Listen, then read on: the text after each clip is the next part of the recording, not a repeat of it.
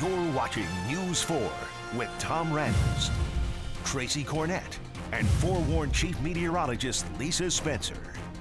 Does your company have a policy about driving drunk in a company car? The News 4 I-Team's Nancy Ammons found not one, but two high-ranking officials of one electric co-op charged with DUIs in their company vehicles. 65 miles an hour and a 45. The company's top executive arrested for drunk driving in a company car. Keep your head straight.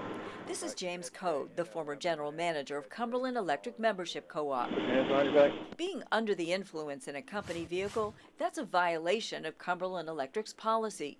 But the News 4 I-Team learned that Code wasn't disciplined. He kept his $320,000 a year job, even got annual raises.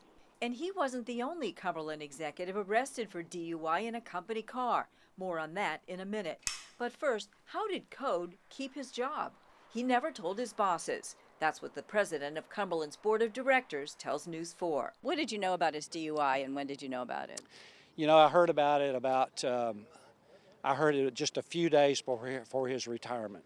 It happened sometime earlier than that, but I didn't know anything about it. Board President Tommy Whitaker says they didn't find out about Code's DUI until June 2018, 2.5 years after it happened. And it's very unfortunate that he did that. It's also unfortunate that he didn't tell us about it. And Code even had an ignition interlock device installed in his company car.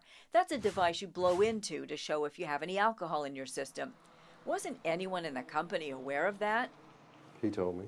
Chris Davis is general manager of Cumberland Electric now. Code was his boss at the time, and Davis admits they were friends. Why didn't you tell the board?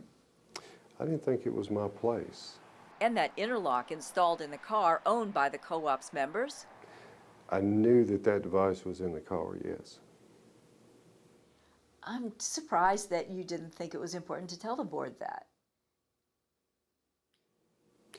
Again, I don't think that was my place to divulge that information to the board.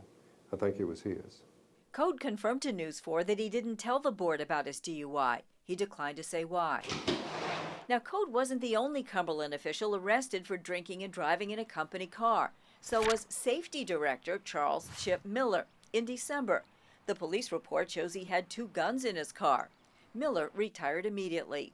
Cumberland's policy makes it clear that operating a co-op vehicle under the influence violates safety rules and could result in discharge. But there was no discipline in Code's case. I just find that incredible. Bill Prittiman is a retired colonel and a Cumberland Electric customer. What other corporation does that? Code retired in June 2018. His career of nearly 40 years celebrated in the company newsletter. Code was convicted of DUI by a Williamson County jury. He served 2 days in jail. Miller, that safety manager, his case goes to court July 1st. Nancy Ammons for the News 4 I-Team.